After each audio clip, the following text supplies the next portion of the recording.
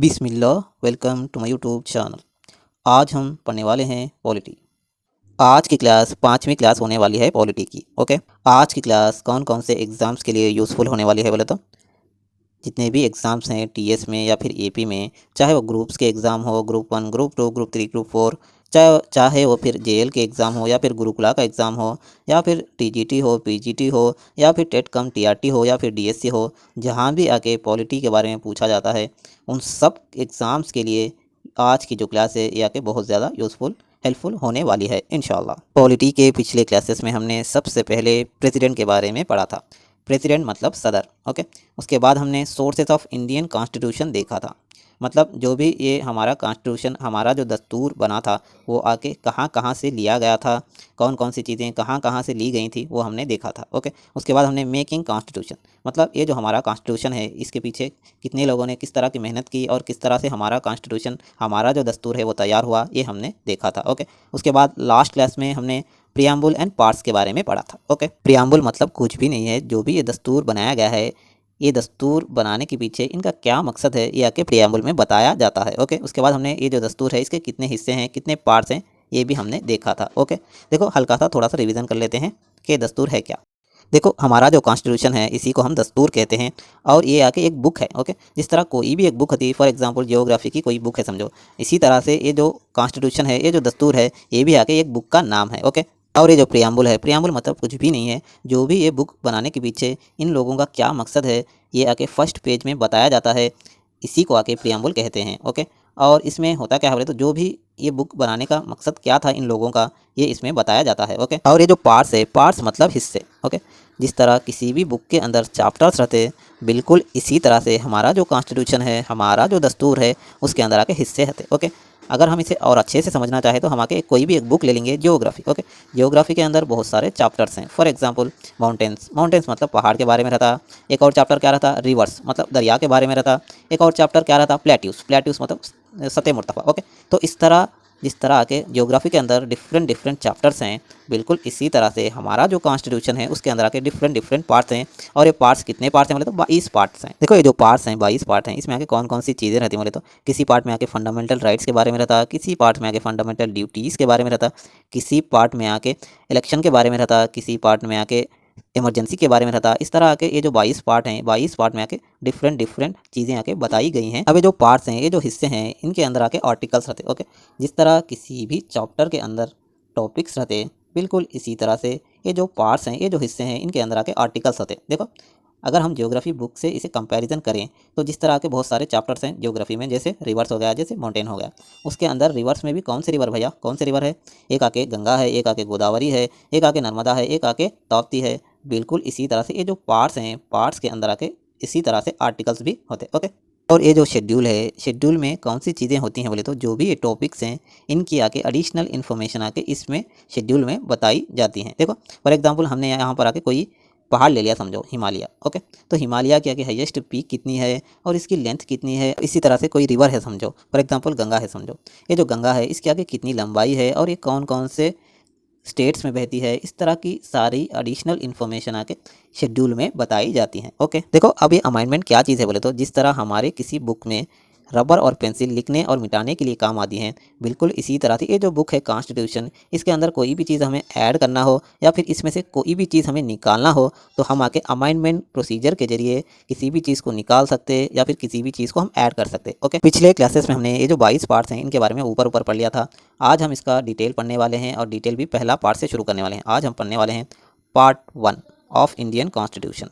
अगर ये वीडियो आपको पसंद आई है और आप आके इस तरह की वीडियोस और चाहते हैं तो आपको करना क्या है, अगर हम करें तो करें क्या, बोले तो बोले क्या। को शेर ठोक दीजिए, महाकाल का शेर ठोक दीजिए, 5,000 लौटे दिख जाना चाहिए। ये 4,000 के लिए मैं यहाँ पे नहीं खड़ा हूँ। तो इंडियन कॉन्स्टिट्यूशन का पहला पार्ट है union and it's territory, union और इसके इलाके। ओके, और ये जो पार्ट 1 है, पार्ट 1 आके आर्टिकल 1 से आर्टिकल 4 तक है।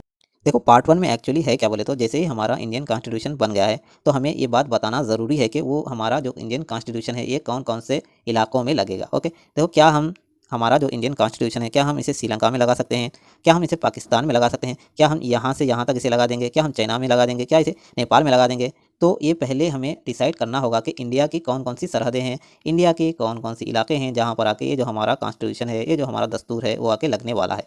तो इसीलिए पहले पार्ट में आके यही बताया गया है कि जो हमारा जो इंडिया है, हमारा जो कंट्री है, इसके आगे कौन कौन सी यूनियन है और इसके कौन कौन सी टेरिटरीज हैं, इसके कौन कौन से इलाके हैं, ये आगे पार्ट 1 में बताया गया है। ओके, पार्ट 1 में 4 आर्टिकल्स हैं और 4 में से पहले 3 आके बहुत ज़्यादा इंपॉर्टेंट आर्टिकल्स हैं। देखो, आर्टिकल 1 में इंडिया का डेफिनेशन बताया गया है, मुल्क का डेफिनेशन आर्टिकल 1 में बताया गया है। देखो इसमें क्या बोला गया है बोले तो, India that is Bharat as a union of state. देखो इंडिया जिसका नाम आके भारत है, ये आके किस तरह का देश है कहते, यूनियन ऑफ स्टेट्स है कहते। मतलब यूनियन ऑफ स्टेट मतलब ये जितने भी हमारे स्टेट्स हैं, इन सारे स्टेट्स को जब हम यूनाइटेड करते हैं, जब हम आके जोड़ते हैं, तो हमारा ये इंडिया बनता है।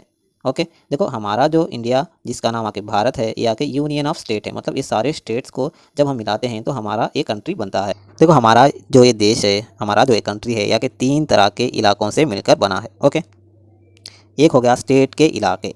देखो फॉर एग्जांपल ये जितने भी हमारे स्टेट्स हैं, आंध्रा हो गया, तेलंगाना हो गया, छत्तीसगढ़ हो गया, मध्य प्रदेश हो गया, ये जितने भी स्टेट्स के इलाके हैं, ये सारे इलाके आके हिंदुस्तान के इलाके हैं, ये सारे आके इंडिया के टेरिटरीज़ हैं। ओके, और दूसरे टाइप के आके यूनियन टेरिटरीज़, मतलब ये जितने भी मरकज़े ज़ेर इंतज़ामिया इलाके हैं, फॉर एग्जांपल दिल्ली हो गया, फॉर एग्जांपल यहाँ पर अंडमान निकोबार हो गया, और यहाँ पर आके लक्षद्वीप हो गया, ये जितने भी आके यूनियन टेरिटरीज़ हैं, जिन्हें आके मरकज़े ज़ेर इंतज़ामिया कहते हैं, ये सारे इलाके आके हिंदुस्तान के इलाके हैं। ओके, देखो तीसरे टाइप के इलाके ऐसे इलाके हैं जो आके पहले से हिंदुस्तान में नहीं थे, बाद में आके हिंदुस्तान में आके वो मिले, या फिर बाद में वो हिंदुस्तान का हिस्सा बने। ऐसे इलाकों को हम आके अक्वायर्ड टेरिटरीज़ कहते हैं। ओके, ऐसे इलाके जो पहले से तो हिंदुस्तान में मौजूद नहीं थे, बाद में जाकर हिंदुस्तान में वो आके ज्वाइन हुए, ऐसे इलाकों को हम आके अक्वायर्ड टेरिटरीज़ कहते हैं। फॉर एग्जांपल इसका बेस्ट एग्जांपल है सिक्किम। ओके, सिक्किम पहले हिंदुस्तान का हिस्सा नहीं था, ये 1975 में आके हिंदुस्तान से जुड़ा और हिंदुस्तान का आके 22वां स्टेट बना। ओके, तो हिंदुस्तान के आके 3 तरह के इलाके हैं, एक आके स्टेट के इलाके हैं,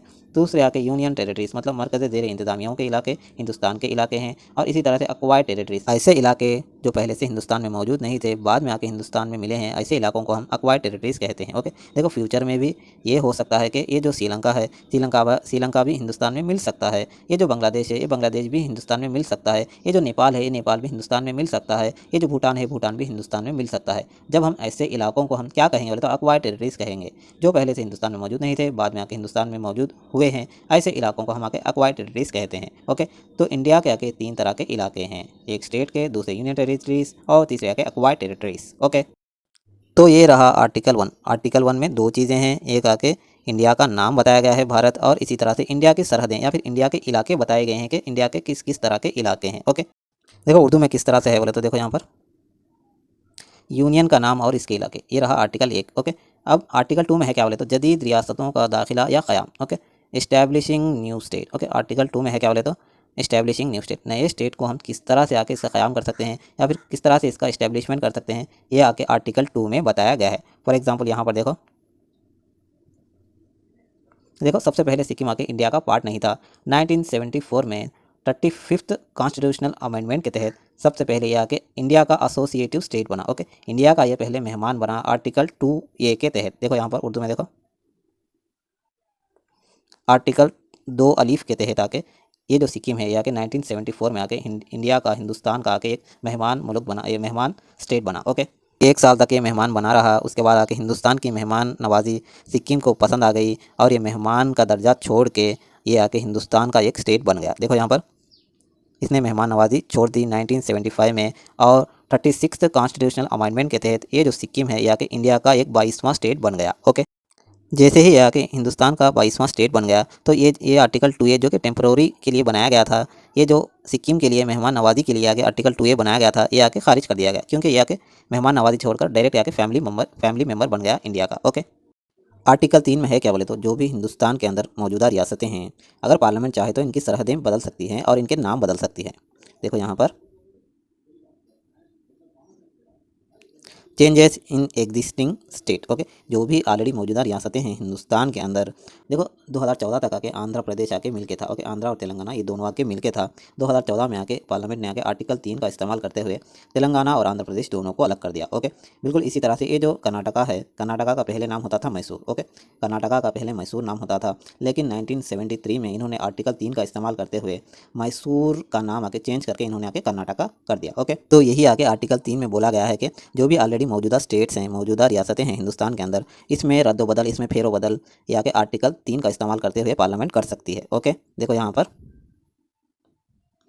आर्टिकल 3 में है क्या बोले तो name and boundaries changes. Okay, जो भी स्टेट के नेम हैं या फिर इसकी सरहदें हैं, पार्लियामेंट चाहे तो इसे आसानी से रद्दोबदल कर सकती है। ओके, किसी भी स्टेट की बाउंड्री आके बढ़ा सकती है, किसी भी स्टेट्स की बाउंड्री आके घटा सकती है, और किसी भी स्टेट का नाम आके चेंज कर सकती है पार्लियामेंट। ओके, देखो यहाँ पर एग्जांपल भी देखो, 1969 में आके मद्रास का नाम चेंज करके तमिलनाडु कर दिया, और इसी तरह से 1973 में आके मैसूर का नाम चेंज करके कर्नाटका कर दिया। ओके, इसी तरह से 2014 में आके आंध्रा और तेलंगाना का डिवाइड कर दिया, और 2019 में आके ये जो जम्मू एंड कश्मीर है इसे आके 2 हिस्सों में कर दिया। ओके, तो ये रहा आर्टिकल 3। ओके, देखो आर्टिकल 1, 2, 3 ये तीनों आके इंपॉर्टेंट हैं। ओके, आर्टिकल 4 आके इतना इंपॉर्टेंट है नहीं, लेकिन इसमें क्या चीज़ें हैं ये भी देख लेते हैं। ओके, देखो आर्टिकल 4 में है क्या बोले तो जो भी आर्टिकल 2 और आर्टिकल 3 में है, मतलब किसी भी स्टेट को इंडिया में ऐड करना हो या फिर मौजूदा स्टेट में आके कोई चेंजेस करने हो, इसके लिए आके कोई अमाइंडमेंट प्रोसीजर की ज़रूरत है नहीं। देखो आर्टिकल 68 में आके अमाइंडमेंट प्रोसीजर है। ओके, अमाइंडमेंट प्रोसीजर मतलब किस तरह से आके कोई चेंजेस किए जाते हैं उसे आके अमाइंडमेंट प्रोसीजर कहते हैं। ओके, पहले आके बिल को पेश करना पड़ेगा, फिर उसे आके पास करना पड़ेगा। ये सारी चीज़ें आके आर्टिकल 368 में है और ये पार्ट 20 में है। ओके, लेकिन ये जो आर्टिकल 4 है ये क्या कहता है बोले तो जब भी आर्टिकल 2 और आर्टिकल 3 की बात आएगी तो ये आके इसके लिए कोई अमाइंडमेंट प्रोसीजर की ज़रूरत है नहीं, इसके लिए सिर्फ पार्लियामेंट काफ़ी है। ओके, पार्लियामेंट के अंदर कौन रहते हैं बोले तो जो भी रूलिंग पार्टी है, जो भी गवर्नमेंट है, उसी के आके एमएलए और एमपी रहते हैं। देखो वो आके जस्ट सिंपल मेजॉरिटी से भी अगर ये बिल को पास कर देंगे तो भी आके ये काफ़ी है, और इस पे आके प्रेसिडेंट को ज़रूर इसे साइन करना पड़ेगा। ये प्रेसिडेंट भी इसमें आके ज़्यादा कुछ नाटक नहीं कर सकता। ओके, यही चीज़ें आके आर्टिकल 4 में बोला गया है। ओके, लेकिन आर्टिकल 4 आके इतना इंपॉर्टेंट है नहीं। ओके, तो ये रहा पार्ट 1। ओके, पार्ट 1 के आर्टिकल में क्या है बोले तो इंडिया का नाम है और इसका नेचर है। इसका नेचर किस तरह का है बोले तो इंडिया आके यूनियन ऑफ स्टेट्स है, मतलब सारे स्टेट्स को जमा करने पर आके इंडिया बनता है, और इंडिया का नाम आके भारत है। ओके, और ये किस तरह का यूनियन है बोले तो ये आके कभी भी टूटने नहीं वाला। ओके, अगर कोई भी स्टेट्स अगर इंडिया से टूटना चाहे तो ये आके टूट नहीं सकती, इस तरह का यूनियन है इंडिया। ओके, और आर्टिकल 2 में क्या है बोले तो अगर कोई भी स्टेट आके इंडिया में मिलना चाहे तो आके आराम से मिल सकती है, ये आके आर्टिकल 2 में बोला गया है। ओके, और इसी तरह से आर्टिकल 3 में क्या है बोले तो जो भी मौजूदा स्टेट्स हैं इंडिया के अंदर, इसके नाम और इसकी सरहदें आके पार्लियामेंट चाहे तो आसानी से चेंज कर सकती है, ये आके आर्टिकल 3 में बोला गया है। ओके, और आर्टिकल 4 में है क्या बोले तो आर्टिकल 4 में आके जब भी आर्टिकल 2 और आर्टिकल 3 का इस्तेमाल किया जाता है तो सबको चुप रहने के लिए बोला गया है, सिर्फ पार्लियामेंट ही काम करेगा, ये इसमें सिंपली बोला गया है। ओके, देखो अगर ये वीडियो आपको पसंद आई है और आप आगे इस तरह के वीडियोस और चाहते हैं तो आपको करना क्या है, अगर हम करें तो करें क्या, बोले तो बोले क्या। ठोक दीजिए महाकाल का दबा के लाके उसे ठोक दीजिए, 5000 लौटे दिख जाना चाहिए। ये 4000 के लिए मैं यहाँ पे नहीं खड़ा हूँ।